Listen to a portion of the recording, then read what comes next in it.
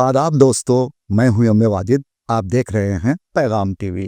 Prime time में आज हम बात करेंगे प्रयागराज में मुनक्कद किए जा रहे महाकुंभ मेले की। महाकुंभ मेला यूं तो रिवायती अंदाज में मनाया जा रहा था, लेकिन 29 तारीख की सुबह की अव्वलीन सातों में इस मेले में भगदड़ मच गई और भागने की कोशिश की जाने लगी। अफरा तफरी का माहौल हर तरफ दिखाई देने लगा। ताहम इसमें मरने वालों की तादाद 300 से तजावुज़ कर गई है। अब ये मामला है क्या और भगदड़ मचने की अहम वजह क्या थी, ये जानने के लिए देखिए हमारे नुमाइंदे दीक्षित की प्रयागराज से एक खास रिपोर्ट। कुंभ मेले को दुनिया में सबसे बड़ा मजहबी इज्तिमा कहा जाता है, जहां हर 12 साल में एक मर्तबा अकीदतमंद नौजवान बुजुर्ग हजरात दरियाए गंगा जमुना के अलावा दरियाए सरस्वती के संगम में स्नान करते डुबकी लगाते हैं। यहाँ के पानी में नहाना अकीदतमंदों के लिए एक रस्म है। वो समझते हैं कि ऐसा करने से उनके गुनाह धुल जाते हैं और उन्हें दोबारा जन्म लेने के चक्कर से आज़ादी मिल जाती है। 2025 के इस त्यौहार को महाकुंभ मेले का नाम दिया गया है। नजूमियों के मुताबिक इस बार सितारों की ऐसी सफ़ तकरीबन 144 सालों के बाद हुई है और इस मुनासिबत से इस कुंभ मेले की बड़ी अहमियत है। मंगल के रोज़ त्यौहार का सबसे ज़्यादा हुजूम वाला दिन साबित हुआ, जहां 10 करोड़ अफराद ने मुक़द्दस दरियाओं में डुबकियां लगाईं। प्रयागराज, जिसे पहले इलाहाबाद कहा जाता था, यहाँ कुंभ का मेला लगता है। इलाहाबाद शहर का नाम मशहूर व मारूफ शायर अकबर इलाहाबादी के नाम पर रखा गया था, जिसे बीजेपी ने तब्दील करते हुए प्रयागराज रख दिया और अब यह शहर इसी नाम से जाना जाता है। लेकिन यहाँ की तहजीब व सकाफ़त को कोई तब्दील नहीं कर सकता। कल भी यहाँ कुंभ का मेला लगता था और आज भी लगता है। फ़र्क सिर्फ यही है कि पहले इसकी तशहीर नहीं होती थी, अब मोदी जी खुद इस मेले की तशहीर में लगे हैं। इस साल का ये मेला सुर्खियों में इसलिए भी रहा क्योंकि इस तारीख़ी मेले में मुसलमानों की शिरकत पर पाबंदी लगा दी गई। पहले तो कोई मुसलमान यहाँ आता नहीं, मगर हुकूमत ने जानबूझकर मुसलमानों का नाम लिया और मेले की शान बढ़ाई। रियासत उत्तर प्रदेश के वजीर आला योगी आदित्यनाथ ने मौनी अमावस्या 29 जनवरी के पेश नज़र ओहदेदारों और इंतज़ामिया को हिदायत जारी करते हुए कहा कि कुंभ मेले में मोबाइल नेटवर्क्स को मज़ीद बेहतर बनाया जाए, बसों को मुसलसल चलाया जाए, बैतुल खला की बाकायदगी से सफाई की जाए, छोटे छोटे घाटों को बैरिकेड किया जाए और तमाम सेक्टर्स में 24 घंटे बिजली, पानी और आमदरफ्त की सहूलत अवाम को बहम पहुंचाई जाए। आज सुबह के औकात में जब लोग संगम में डुबकी लगाने के लिए उमड़ पड़े तो यहाँ भगदड़ मच गई। महाराष्ट्र से ताल्लुक़ रखने वाली एक खातून ने योगी हुकूमत की जानिब से किए गए इंतजामात का तज़किरा किया है। आइए देखते हैं वो क्या कह रही हैं। मैं हूँ इस टाइम प्रयागराज महाकुंभ में। भाई, अगर आप लोग यहाँ आने के बारे में सोच रहे हो ना, तो बेशक मत ना आइयो। इतनी दुर्गति बरान हो जाएगी ना यहाँ, इतनी दुर्गति बरान। किसी भी चीज़ की कोई फैसिलिटी नहीं है यहाँ। मतलब अगर जो कोई फैसिलिटी है ना, तो वो है सिर्फ यूपी वालों के लिए। कोई यहाँ दूर से, कोई बाहर से आ रहा है ना, धक्के खाएगा वो आके। हम भाई कानपुर वाली साइड से आए थे रात 2:30 बजे, तो हमें यहाँ से कम 20-25 किलोमीटर पहले ही रोक दिया। वहाँ से हमें 5-6 किलोमीटर तक तो हम ये जो सरकारी बसें हैं ये इन्होंने उतार दिया। उसके बाद भाई हम कम से कम 15 किलोमीटर पैदल चले। ठीक है, पैदल चलने के बाद आगे जाके पता चला कि जो संगम है ना, संगम का रास्ता बंद कर दिया। वहाँ आगे जाने नहीं दे रहे हैं, बोले भीड़ बहुत ज़्यादा हो जाएगी, नहीं जाने देंगे। और जबकि वहाँ यूपी वाले सब जा रहे हैं। ठीक है भाई, ना यहाँ टॉयलेट की, ना खाने की, ना रुकने की, किसी भी चीज़ की कोई फैसिलिटी नहीं। और गंदगी, सिरे की गंदगी है भाई। और ये सोच लो, जो कोई पैदल चल सकता होगा ना, तो आ जाइयो। 15 किलोमीटर का जाना और 15 किलोमीटर फिर वापस आना। आप तारीख उठाकर देख लें, कोई भी सानेहा इंतज़ामिया की मुजरिमाना गफलत का नतीजा होता है। और कुंभ मेले में मची भगदड़ की अहम वजह घुटन, हब्स और नामुनासिब इंतजामात थे। इस मेले की शान ये भी थी कि ये मेला VIPs के लिए ख़ास तौर पर सजाया गया था, जिस पर नक्खादों ने कहा था कि एक कौम 2 महाकुंभ, एक VVIPs के लिए, दूसरा गरीब अफराद के लिए। यहाँ बहुत से अमीर अफराद पहुँचे, दरिया में डुबकी लगाई और अपने घर रवाना हो गए। सख्त सिक्योरिटी के दरमियान फिल्म शोले की बसंती यानी हेमा मालिनी यहाँ पहुंची और मीडिया से खिताब करते हुए अपने एहसासात बयान किए। महा स्नान का इस शुभ अवसर पर मुझे यहाँ गुरु स्वामी अवधेशानंद जी के साथ स्नान करने का अवसर मिला। ये मेरा सौभाग्य है, बहुत ही अच्छा लगा है। इतने करोड़ों लोग आए हुए हैं यहाँ, मुझे भी यहाँ पे स्थान मिला नहाने का। धन्यवाद।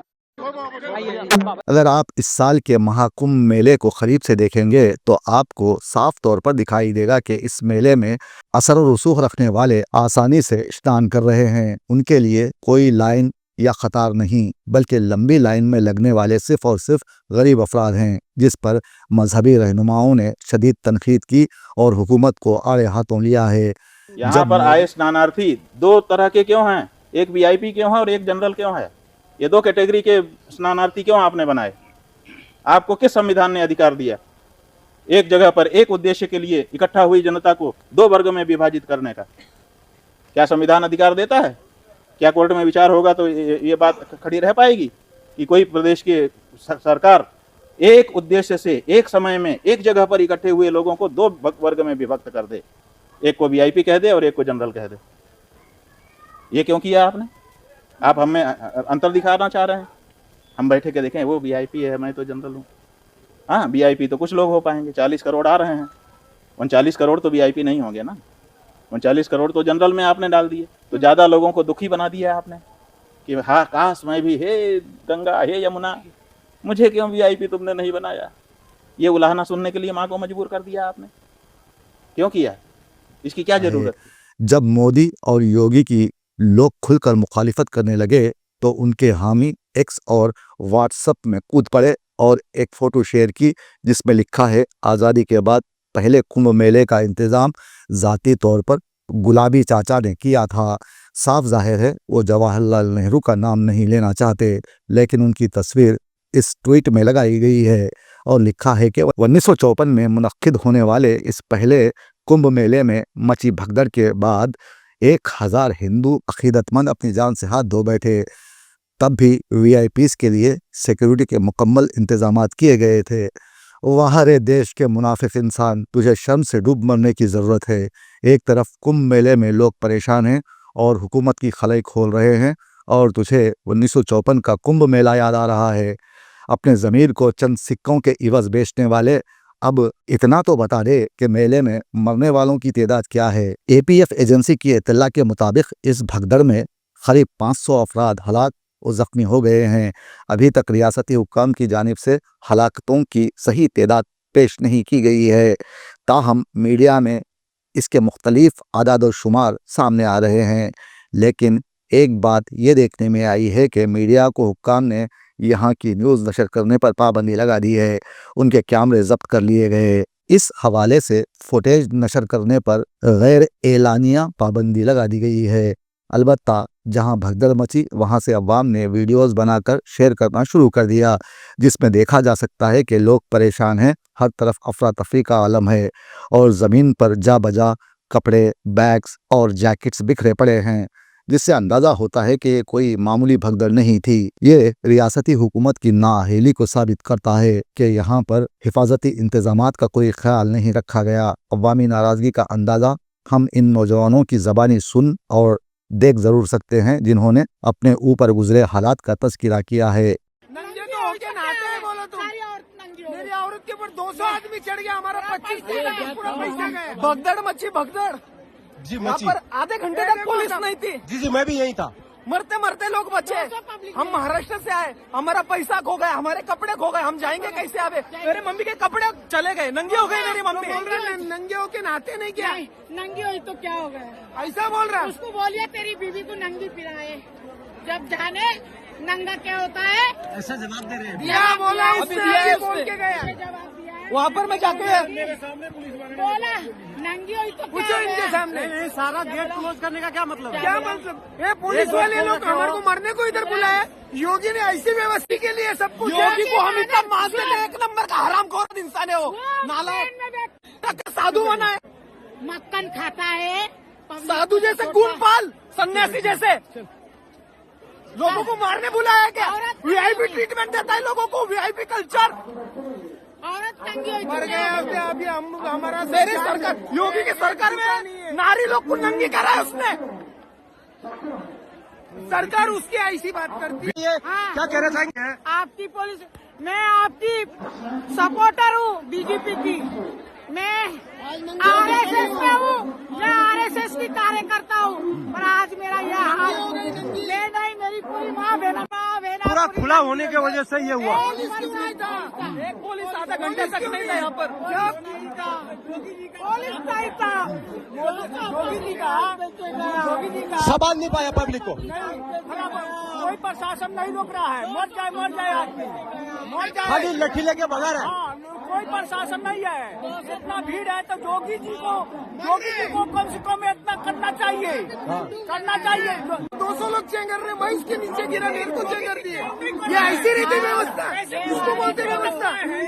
ये लगवा है जो जब उनके पास व्यवस्था नहीं था तो नहीं करना चाहिए ये सब। पुलिस होनी चाहिए यहाँ पर। हाँ, ये कुंभ खराब हो गया। वाहन मेरी क्या है?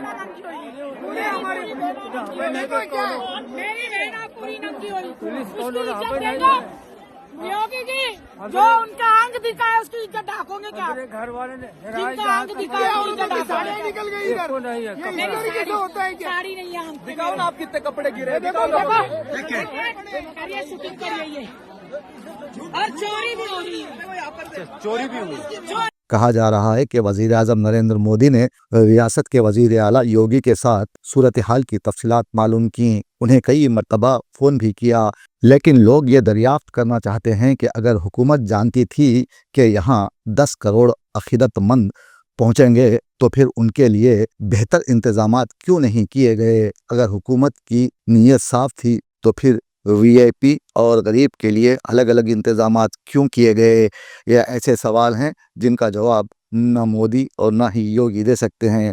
ऐसे में गरीब अवाम कहने लगे हैं कि हम बदनसीब कुंभ की रुसवाई बन गए, हम बदनसीब कुंभ की रुसवाई बन गए, खुद ही लगा के आग तमाशाई बन गए। प्रयागराज महाकुंभ में श्रद्धालुजनों की भारी भीड़ है। लगभग 8 से 10 करोड़ श्रद्धालु इस समय प्रयागराज के अंदर मौजूद है। कल भी 5.5 करोड़ श्रद्धालुजनों ने महाकुंभ का स्नान किया था। ये जो भारी दबाव श्रद्धालुजनों के कारण और श्रद्धालुओं के संगम नोच पर जाने के कारण वहाँ पर एक बना हुआ है, लेकिन पूरा प्रशासन मौके पे वहाँ मौजूद है। रात्रि को 1 से 2 बजे के बीच में अखाड़ा मार्ग पर, जहाँ पे अखाड़ों के अमृत स्नान के दृश्य से बैरिकेड्स भी किए गए थे, तो बैरिकेड्स को फांद करके आने में कुछ श्रद्धालु गंभीर रूप से घायल हुए हैं।